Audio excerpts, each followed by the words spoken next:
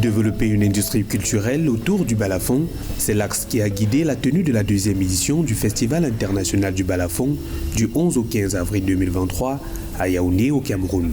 Une réflexion voulue plurielle pour donner au balafon une meilleure place au sein de l'industrie musicale moderne. Instrument africain, autrefois utilisé pour accompagner la transmission des traditions, croyances et valeurs de la communauté, le balafon est aujourd'hui un incontournable de la scène musicale africaine.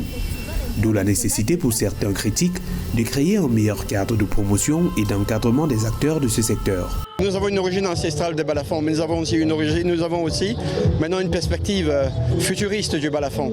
Parce que le balafon, il a beaucoup évolué. Alors il est parti des modes de chants ethniques et maintenant il atteint l'accordage universel qui devient chromatique. Il assure une place universelle. Les balafonies ont besoin vraiment d'être soutenus, d'être encadrés aussi, d'être encouragés. Mais ils ont aussi besoin de croire vraiment à leur art parce que nous sommes des musiciens. Entre tradition et modernité, sur les scènes du festival Njanja Menjang, ils ont fait résonner 1001 sonorités.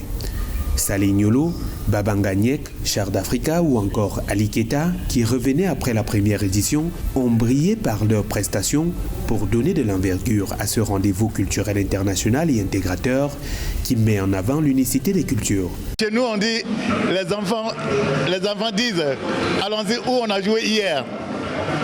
C'est qu'hier était bon. Ça veut dire, l'année dernière, quand j'étais là pour la première fois, donc quand ils m'ont fait appel, j'ai dit je reviens.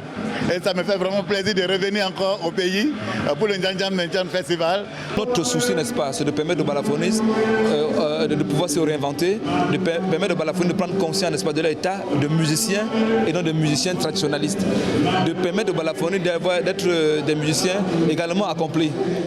Pour un festival en mode immersif, les festivaliers ont eu le droit à une diversité de sites, comme pour les rapprocher au mieux du festival, pour vivre la magie de la musique de balafon, au musée national, au centre culturel Ubuntu ou encore au village Noah.